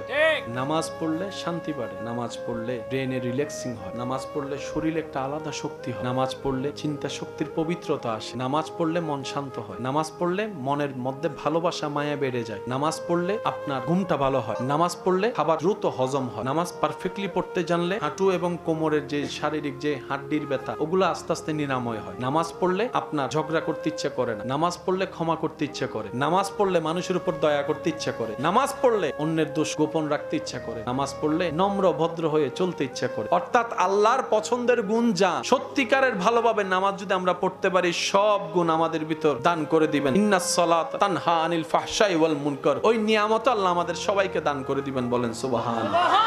মওলা গো, আমার মা অনেক কষ্ট করে আমাকে পেটে ধারণ করেছিল। আমি যখন পেটে ছিলাম আমার মা ঘুমাতে পারেনি, ভূমির জ্বালায় খেতে পারেনি, গন্ধ খাবারের, ভালো খাবারের গন্ধ পর্যন্ত সইতে পারেনি আমার মা। আমাকে দুনিয়াতে আলো দেখাতে গিয়ে ভালো করে হাঁটতে বসতে আমার মা পারেনি। রাতের ঘুমকে আমি নষ্ট করে দিয়েছি। আমার মা যখন সারাদিন কাজ করে ক্লান্ত শরীর নিয়ে রাত্রে একটু ঘুমাতে যেত, আমি সন্তান মায়ের পেটে থেকে কিছুক্ষণ ডানে লাথি মেরেছি, কিছুক্ষণ বামে লাথি মেরেছি। আমার সে লাথির যন্ত্রণায় আমার মা ব্যথা পেলেও কখনো উ শব্দ করেনি। আমার বাবার ঘুমটা ভেঙে যাবে বলে, আমার দাদির ঘুম ভেঙে যাবে বলে, আমার নানির ঘুম ভেঙে যাবে বলে বুঝতে দেয়নি। আল্লাহ গো, আমার মার জন্য আমি যদি চামড়া দিয়ে জুতোও বানাই দিই, আমার মা বাবার হক আমি আদায় করতে পারবো না। কিন্তু আজকে তো আমি অপারগ, কারণ এমন বাস্তবতা, কুল্লু নাফসিন যায়িকাতুল মউত, এটা এমন চির বাস্তব। চোখের সামনে থেকে সন্তানকে আজরাইল যখন নিয়ে যায়, মালাকুল মউত যখন নিয়ে যায়, কারো ধরে রাখার ক্ষমতা থাকে না। আল্লাহ গো, আমার মা এতদিন আমার কাছে ছিল, দূরে থাকলো মাটা বাবাটা আমার কাছে ছিল, সন্তানটা আমার কাছে ছিল। আজকে তো ইন্না লিল্লাহি ওয়া ইন্না ইলাইহি রাজিউন, মওলা তোমার দিকে চলে গিয়েছে, তোমার দিকে চলে গেল। আল্লাহ, আমার মার জন্য আমি কিচ্ছু করতে পারি নাই, বাবার জন্য কোনো অবদান রাখতে পারি নাই, সন্তানের কোনো সৃষ্টি সেবা করতে পারি নাই। আল্লাহ, আমি দোয়া করছি সন্তান হয়ে, আল্লাহ আমার মা আমার বাবাকে তুমি ভালো রাখিও, শান্তিতে রাখিও, দয়া করিও সেরকম যেভাবে আমার উপর দয়া করেছিল, মায়া করেছিল ছোট্ট অবস্থায়। এদিকে সন্তানের হাত উঠবে, এদিকে রবের দয়া মুক্ত হবে, জাহান্নামী হলো আল্লাহ চাইলে দয়া করে জান্নাতি বানাই দিবে। যতদিন এই পৃথিবীতে আপনার আমার নিঃশ্বাস নেওয়া হবে, বিপদ আপদ মুসিবত কষ্ট দুঃখ এর মধ্য দিয়ে আপনাকে আমাকে যেতে হবে। এই পৃথিবীতে আমরা যারা আছি কেউ কষ্টের বাইরে নয়, আপন আপন জায়গায় সবাই কষ্টে আছে। এক একজনের কষ্টের ধরন এক এক রকম। কেউ হার্টের রোগে কষ্ট পাচ্ছে, কেউ ডায়াবেটিসের রোগে কষ্ট পাচ্ছে। কষ্ট কষ্টই হয়, কষ্টের ভিন্নতায় সবাই কষ্টের মধ্যে আছে। কারণ এই দুনিয়াটা জান্নাত নয়, এটা দুনিয়া। এখানে কষ্ট মুসিবত বিপদ আপদ লেগেই থাকবে। কিন্তু সৌভাগ্যবান তারা, জয়ী তারা, বিজয়ী তারা যারা সবরের সাথে নিজের সাথে বন্ধুত্ব রাখে। বলেন সুবহানাল্লাহ। আমাদের জীবনের বেশিরভাগ সময় নষ্ট হয়েছে শুধু অন্যের দোষ খুঁজতে, অন্যের দোষ ধরতে, অন্যের ভুল খুঁজতে খুঁজতে আমাদের জীবনের অর্ধেক সময় নিজে যে কত বড় আসামি হয়ে বসে আছি, কত বড় পাপ রাজ্যের বাসিন্দা হয়ে বসে আছি, কত বড় পাপের গভীর সমুদ্রে আপনার আমার অবস্থান। কখনো তওবা করার ইচ্ছাটাও জাগেনি, তওবা করার কখনো সুযোগও হয়নি, কখনো অন্তর কেঁপে উঠেনি যে আমিও তো একদিন রবের দরবারে কাঠগড়ায় আটকাই যাব। আমার তো পায়ের তলা থেকে মাথার চুল পর্যন্ত গুনার গুনাহ, গুনার গুনাহ, গুনার গুনাহ। আমি যদি অন্যের পিছনে না লেগে নিজের দোষগুলাকে খুঁজে খুঁজে অন্তর নরম করে রবের কাছে তওবা করতাম, আমার জীবনটাই সুন্দর হয়ে যেত, আখিরাতটাও সুন্দর হয়ে যেত। সুবহানাল্লাহ। তুলনামূলক সেই মানুষগুলো খুব ভালো থাকে যারা মানুষকে ক্ষমা করে। এটা ওনার গবেষণা। উনি বলছেন ওনার গবেষণায় যে সমস্ত মানুষ অন্যকে ক্ষমা করে, কারো প্রতি হিংসা রাখে না, কারো প্রতি রাগ রাখে না, অভিমান রাখে না, তুলনামূলকভাবে অন্য মানুষের তুলনায় তাদের শরীর, তাদের ব্রেন, তাদের মেন্টালিটি, তাদের শক্তি অনেকটাই ভালো থাকে। উনি গবেষণা করে পরামর্শ দিলেন। একই পরামর্শ 1450 বছর আগে নবী রাহমাতুল লিল আলামিন আমাদেরকে দিয়েছেন। সুবহানাল্লাহ। ইসলাম মানে শুধু পরকালীন শান্তি নয়, যে যা পায় আপনার কাছে পাওনা থাকলে দিয়ে দিবেন, ধরে রাখার দরকার, জায়গায় পালে জায়গা দিয়ে দিতে হবে, টাকা পাইলে টাকা, সামর্থ্য না থাকলে একটু দেখা করে ক্ষমা চেয়ে নেন। কারণ দুনিয়াতে ক্ষমা পাওয়া অনেক সহজ, আসলে সুযোগই নেই। দুনিয়াতে মাপটা একটু নিয়ে নেয়। হ্যাঁ, শয়তান আপনাকে মাপ চাইতে দিবে না, শয়তান বলবে মাপ চাইলে তো তুই ছোট হয়ে যাবে, তোর মান মর্যাদা কমে যাবে। অথচ রাসূল বলে আল্লাহু আকবার, যে ক্ষমা চায় তার ইজ্জত বাড়ে, যে ক্ষমা করে দেয় তার ইজ্জত আরো বাড়ে। ক্ষমা চাওয়াটা যেরকম চ্যালেঞ্জিং, ক্ষমা করাটাও বড় চ্যালেঞ্জিং। আমি বলি নাই 5 বছর আগে কি করছো, আচ্ছা একই কথা যদি আল্লাহ বলে হাসরে, আমি মাপ চাওয়ার পরে যদি আল্লাহ পাক বলে যে আমি বলি নাই, তাহলে তো সব শেষ। আমরা চাই আল্লাহর থেকে ক্ষমা পাওয়া, আর সে আল্লাহ বলছেন তুমি আমার দিকে তাকিয়ে নিজের সমস্ত রাগ হিংসাকে পিছনে ফেলে আমি রবকে খুশি করার জন্য আমার দিকে তাকিয়ে আমার বান্দাকে মাফ করো। তুমি আমার বান্দাকে মাফ করো বিনা শর্তে, আমি আল্লাহ তোমাকে বিনা শর্তে মাফ করে দিতে রাজি। তো নিজে ক্ষমা পাওয়ার জন্য অন্যকে ক্ষমা করার দরকার আছে না? এবার আপনারা বলেন, এক ছাদের নিচে আপনারা দুইজন থাকেন, কেউ কাউকে ক্ষমা করছেন না, কিন্তু আজীবন থাকাই লাগতেছে দুইজন, তো মাফ না করে লাভ কি হচ্ছে? থাকা তো লাগতেছে, দেখা তো হচ্ছে, মাফ না করে লাভ কি? করে দেন না মাফ। একবার মাফ করবেন, ওই মাফ করার অতীতের বিষয় নিয়ে আর কখনো কথাও মনে যতই আসুক মুখে আনবেন না। দেখবেন যে সব সমস্যা সমাধান করে দিবেন কে? আল্লাহ। আল্লাহ কি আমাদের উপর দয়া করে কি করে না? আমাদেরও উচিত নিজের দয়া নিজে অর্জন করে নেওয়া। এই আল্লাহর দয়া পাওয়ার হাজার মাধ্যমের একটা মাধ্যমের নাম নামাজ। রহমত করার জন্য রহমান আছে, কিন্তু তিনিও চান বান্দা কিছু নিজে থেকে করুক, চেষ্টা করুক, পরিশ্রম করুক। উনি করছেন, উনি করেছেন, উনি করবেন, ওনার দায়িত্ব উনি কখনো অবহেলা করে নাই, কখনো করে নাই। জঙ্গলের মধ্যেও যদি এখনো কোনো মানুষ একা আটকিয়ে থাকে, ওই জঙ্গলের গহীনের ভিতরও রহমানের নজর আছে। বিশাল বিশাল দানবাকৃতির জাহাজ, লোহার ভর, জিনিসের ভর, মানুষের ভর, হাজার কিছুর টনের ভর নিয়ে পানির উপর ভেসে থাকা সম্ভবপর নয়। যতই আপনি বৈজ্ঞানিক খাটান না কেন, আপনাকে মানতে হবে ওই পানির উপরে জাহাজ ভেসে থাকা, ওই হাজার যাত্রী নিয়ে, শত যাত্রী নিয়ে টন টন এই বিমান ভেসে থাকা আকাশের মধ্যে, এটাও রবের রহমতের নজর। রবের রহমতের নজর ছাড়া এক সেকেন্ডও কল্পনা করা সম্ভব। সে রব চাই বান্দা নিজে থেকে কিছু করুক। হযরত নিজামউদ্দিন মেহবুব-ই-ইলাহির ডাকা পাঠালো তৎকালীন বাদশা। নিজামউদ্দিন আল্লাহর ওলি উত্তর দিচ্ছেন, দুনিয়ার মানুষ তো রাজা বাদশার সাথে, প্রধানমন্ত্রীর সাথে, রাষ্ট্রপ্রধানের সাথে একটু দেখা করার জন্য, একটু সেলফির জন্য পাগল হয়ে যায়, কিন্তু যারা আল্লাহর প্রিয় বান্দা ওনাদের সাথে দেখা করতে চাচ্ছে দুনিয়ার রাজা। উনি উত্তর দিলেন, আমার কোনো প্রয়োজন নাই, আমি যাব কেন? প্রয়োজন যার সে আসবে। আমি গরিব হতে পারি, আমি দুনিয়ার চোখে অর্থের ভিখারি হতে পারি, আমার কাছে সসম্পদ হয়তো রাজার মতো নাই, কিন্তু আমার সেই লেনদেন তো রাজা বাদশার সাথে নয়, আমার মওলার সাথে, আমার মালিকের সাথে, আমার রবের সাথে। আমার যা দরকার রবের কাছে চাই, আমাকে যা দেয় আমার রবে দেয়। নিয়াওয়ালার সাথে আমার লেনদেনের কোনো দরকার।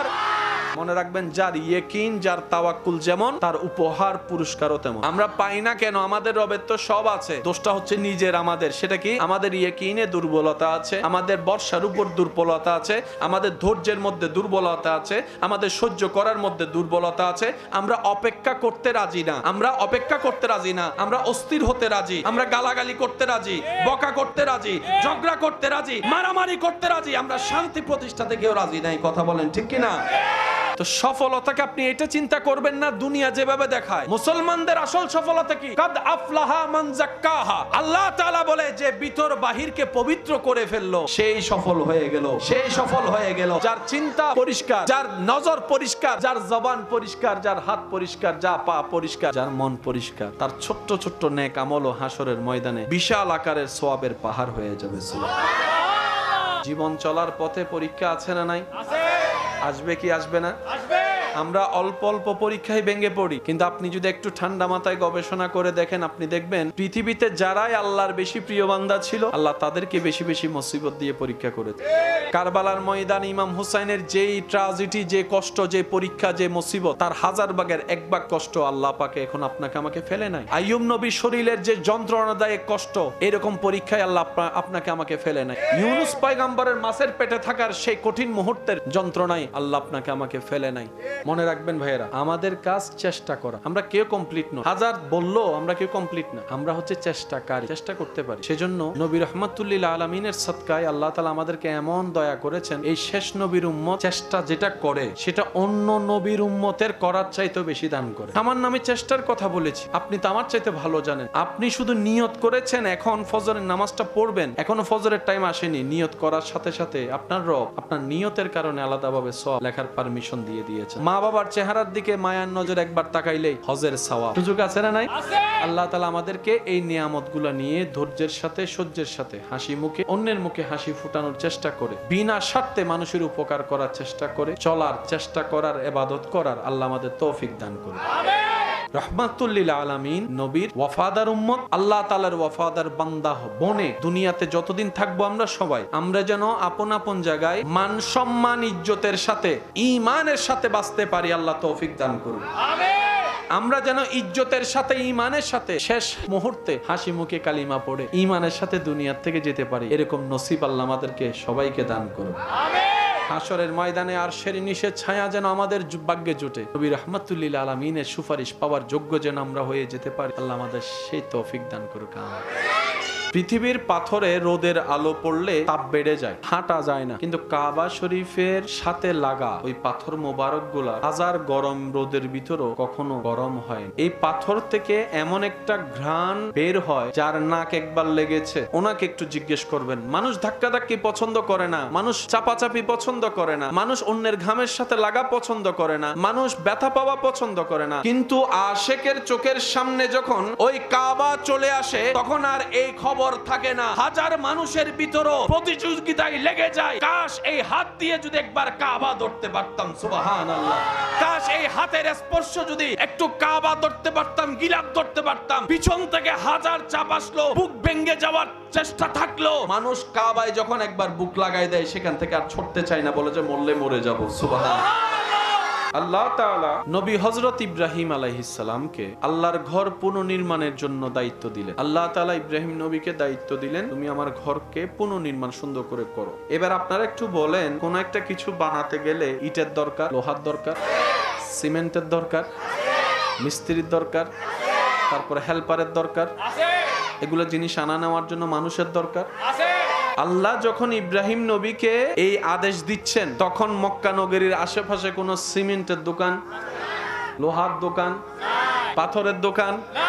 ইব্রাহিম নবী বলে, আল্লাহ আপনি হুকুম দিয়েছেন, এখানে আর কোনো কথা নাই, কারণ বান্দার কাজ রবের খুশিতে নিজেকে খুশি রাখা, নিজের খুশিতে নিজে খুশি থাকা, এটা বান্দা নয়। রবের হুকুমে, রবের ইচ্ছায়, রবের খুশিকে প্রাধান্য দিয়ে যে নিজে খুশি থাকতে পারে সেই হচ্ছে আব্দে সোয়ালে, নেককার বান্দা, যেটা আমরা এখনো পর্যন্ত পরিপূর্ণভাবে কেউ হতে পারি না। যারা হয়েছেন তারা সৌভাগ্যবান। ইব্রাহিম নবী বললেন, আল্লাহ আপনার হুকুম তো আমি মানতে রাজি, ডিউটি করতে রাজি, আল্লাহ জিনিস তো দরকার। রব বলে যে হুকুম যেহেতু আমি দিয়েছি, জিনিসের ব্যবস্থাও আমি করে দিব। ইব্রাহিম নবীকে আল্লাহ পাক বললেন, ইব্রাহিম যা দরকার আমি দিচ্ছি। আল্লাহ তাআলা যা যা দেওয়ার সব দিলেন। এবার বলেন জিনিস আছে না নাই? মিস্ত্রি, মিস্ত্রির কাজ করার জন্য একজন কি দরকার? আশেপাশে তো কোনো মানুষজন। ইব্রাহিম নবী বললেন, আল্লাহ হেল্পার তো একজন লাগে, হেল্পার কই পাবো? রব বলে যে তোমার থেকে তুমি বাছাই করে নাও, তোমার সন্তান তো দুইটা আছে, একজন বাছাই করো। ইব্রাহিম নবী সেই দিন হেল্পার হিসেবে, সহযোগী হিসেবে বাছাই করলেন নবী হযরত ইসমাঈল আলাইহিস সালামকে। আল্লাহ তাআলা যখন দিলেন সবকিছু, ইব্রাহিম নবী বানানো শুরু করলেন। মসজিদের একটা ফাউন্ডেশন আছে, ফাউন্ডেশন আপনি কত তালা তুলবেন সেটার উপর নির্ভর করে ফাউন্ডেশন দিতে হয়। যদি 6 তালার ফাউন্ডেশন দেন, আপনি বানাবেন কয় তালা? 1 তালার লোডটা আপনি সেফ রাখবেন যাতে ওভারলোড না হয়। পৃথিবীর বুকে যত স্থাপনা বানানো হচ্ছে, যত বড় বড় সেতু বানানো হচ্ছে, যত বেশি বেশি বড় বড় স্ট্রাকচার বানানো হচ্ছে, সবকিছুর মেয়াদ হচ্ছে কত বছর? 100 বছর পরে সেটা আর মেয়াদে থাকে না। যা টিকলো টিকলো, যা টিকে না নাই। মনে রাখবেন, জেনে রাখবেন, কাবা এমন একটি ঘর যেখানে কোনো ফাউন্ডেশন নাই। পৃথিবীর একটা নিয়ম হচ্ছে, নিচে যত বেস শক্ত, উপরের জিনিস তত মজবুত থাকে, টিকে থাকে। দেওয়ালের ইট নম্বর আলাদা, সীমানার ইট নম্বর আলাদা। এমনি সীমানার মধ্যে 3 নম্বর ইট দিও, রাস্তার মধ্যে 1 নম্বরের জায়গায় 3 নম্বর দিও, কিন্তু নিজের ঘরে যেটা দেওয়াল দেয় 1 নম্বর, টাইম কয় বছর? মজবুত স্থাপনা যদি হয় টাইম 100 বছর। এটাই হচ্ছে ইঞ্জিনিয়ারদের পরামর্শ। ভূমিকম্প যত আসে তত আপনার সেই স্থাপনা দুর্বল হতে থাকে। সেজন্য জাপানি ঘর যারা নির্মাণ করে তাদের স্ট্রাকচার আলাদা। বাংলাদেশও এখন ভূমিকম্পের মাত্রা বেড়ে যাচ্ছে। সেজন্য বারবার শোনা হচ্ছে রাজধানী ঢাকার মধ্যে বেশিরভাগ ঘর এখন রিস্কের মধ্যে পড়ে আছে। বানানোর সময় বানাই ফেলেছে, এই ভূমিকম্পের কথা চিন্তা করে নাই। আগে ভূমিকম্প হতো 3 মাত্রা 4 মাত্রা, এখন হয় 5 6 7 মাত্রা 8 মাত্রা। দিন দিন রিস্ক বেড়ে যাচ্ছে। এই পৃথিবীর বুকে কত হাজার ভূমিকম্প হয়েছে, কত কিছুর পরিবর্তন হয়েছে, হাজার হাজার বছর চলে গিয়েছে। কাবা এখনো আপন জায়গায় সসম্মানে দাঁড়িয়ে আছে। নিচে কোনো ফাউন্ডেশন, কাবার মধ্যে কোনো রড। ইব্রাহিম নবী আল্লাহর হুকুমে কাজ শুরু করলেন। সব দিয়েছেন কে? এবার আপনারা একটু সিদ্ধান্ত নিয়ে বলেন, বানানো আগে নাকি ডিজাইন আগে? ডিজাইন দেওয়ার পরেই তো বানানো। না হলে এদিকে জানালা হলো কেন, এদিকে বাইরে হইলে কেন? এটা ডিজাইন অনুযায়ী হয়েছে। তো মিস্ত্রি যেহেতু ইব্রাহিম নবী কাজ করতেছেন, ডিজাইন লাগবে না? এমনি তো বানালে হবে না। ইব্রাহিম নবী বললেন, আল্লাহ মিস্ত্রিও প্রস্তুত, জিনিসও প্রস্তুত, একটা ডিজাইন তো লাগবে। আল্লাহ ডিজাইন। রব্বুল আলামিন বলে, ওই যে দেখেছো তুমি সপ্তম আসমানে বাইতুল মামুর, পৃথিবীর মধ্যবিন্দু বলা হয় কাবাকে। পৃথিবীকে যদি ম্যাপ করা হয় চতুর্দিকে ঠিক নাবি কাবা। কাবা বরাবর উপরে হচ্ছে বাইতুল মামুর। কাবা হচ্ছে মানুষের তাওয়াফের জায়গা, বাইতুল মামুর হচ্ছে ফেরেশতাদের তাওয়াফের জায়গা। সুবহানাল্লাহ। ইব্রাহিম নবী আল্লাহর দেওয়া সিস্টেমে বানানো শুরু করলেন। এবার হাত যতটুক যায় ততটুকু কেন তুলবে। এর উপরে যদি তুলতে হয় লাগবে কি সিঁড়ি, না হয় কেরাং, যা যা লাগে আর কি। ওখানে সিঁড়ি, গাড়ি, কেরাং, লিফট।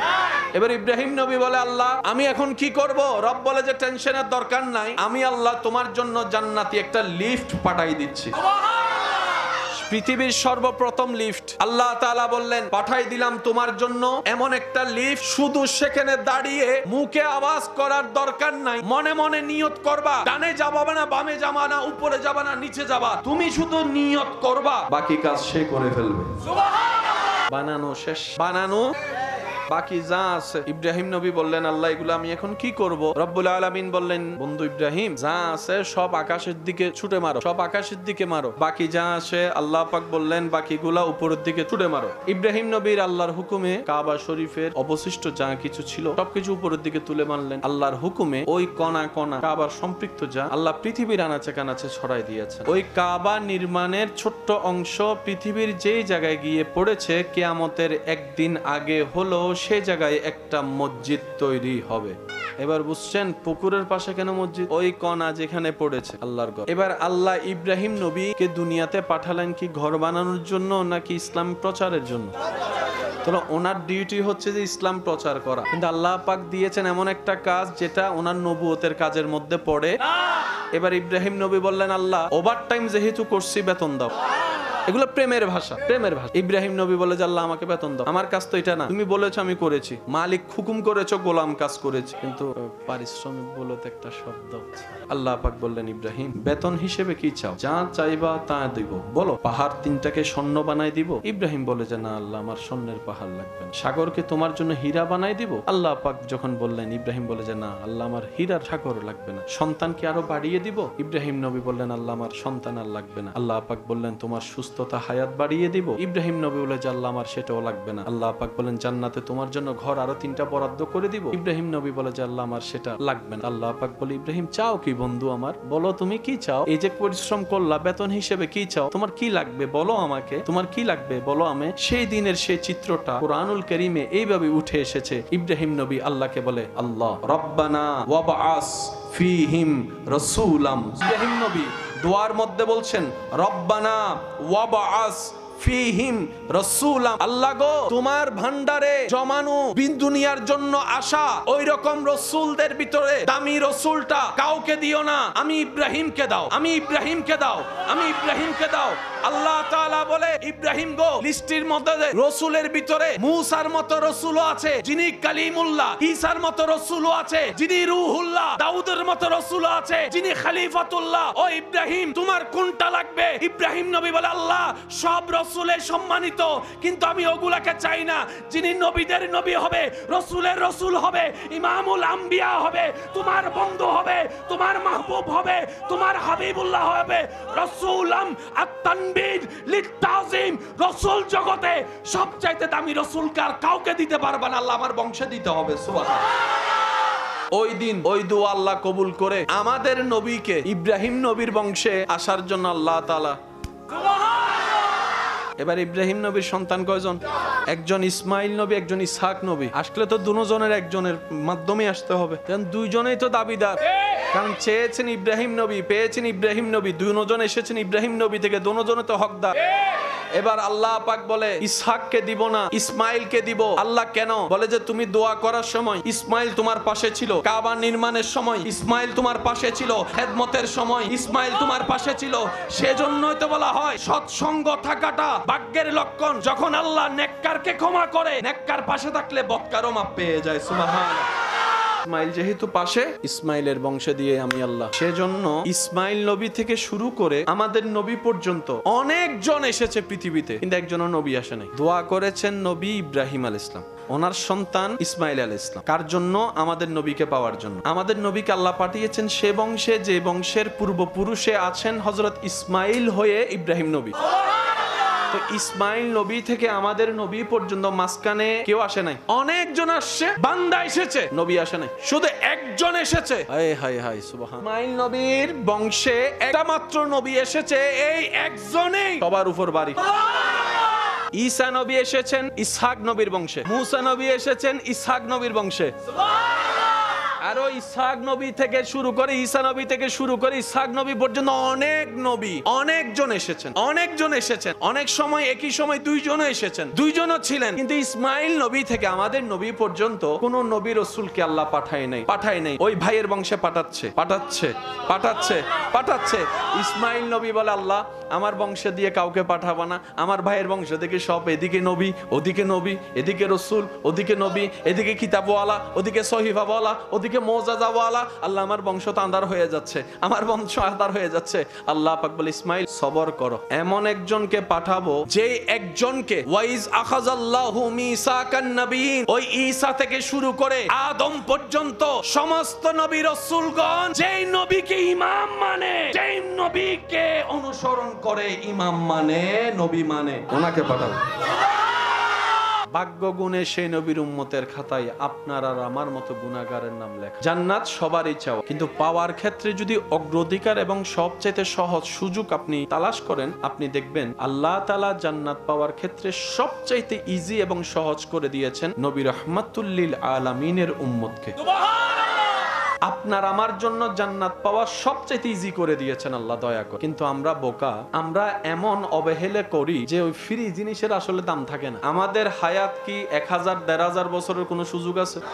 আমাদের হায়াত একদম সংক্ষিপ্ত। একটু চোখ বন্ধ করে খেয়াল করলেই আপনার চোখে ভেসে উঠবে সেই স্কুল জীবনের কথা। ক্লাস 5, 6, 7, 8 ক্লাস করার কথা আপনার চোখে ভাসবে। যখন চোখ খুলে আয়নাতে নিজেকে দেখবেন আপনার দাড়ি উঠে গেছে, বয়স হয়ে গেছে, আপনি এখন কলেজ ভার্সিটিতে বসে আছেন, কিংবা বাচ্চার বাপ হয়ে গেছেন, মা হয়ে গেছে। সময় যে এত দ্রুত বিদায় নিচ্ছে, সপ্তাহের শুক্রবার খেয়াল করলে ভালো করে বোঝা যায়। এই কিছুদিন আগে শুক্রবারে জুমার নামাজ পড়েছি, আবার কালকে আবার শুক্রবার। প্রত্যেক সপ্তাহ শুক্রবার কত দ্রুত গতিতে আসতেছে আমাদের কাছে, তার মানে হায়াত শেষ হয়ে যাচ্ছে। যে দুই একজন আমাকে ভালোবাসেন, আবদার করে একটা কথা বলবো, পারলে একটু রাখার চেষ্টা করবেন। সেটা হচ্ছে আপনারা আমরা সবাই যেন একটু চেষ্টা করি রাতে ঘুমানোর আগে ওযু করার চেষ্টা করব, বলি ইনশাআল্লাহ।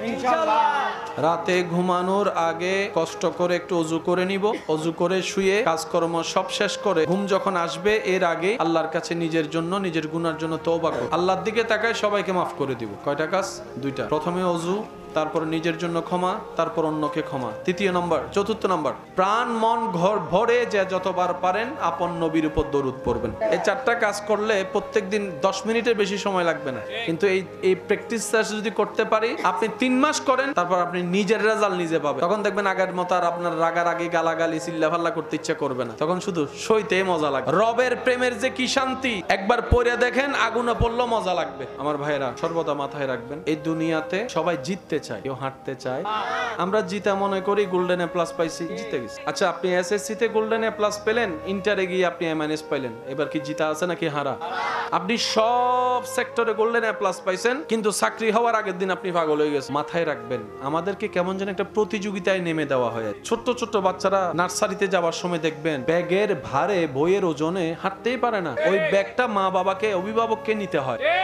এই ছোট্ট ছোট্ট বাচ্চারা এখন থেকে যদি এত প্রেসার নেই, আগে তো খেলার একটা টাইম ছিল, ব্রেন ফ্রেশ হওয়ার একটা সময় ছিল, এখন তো এমন ভাবে খেলার মাঠ বন্ধ হচ্ছে যে খেলারও কোনো সুযোগ।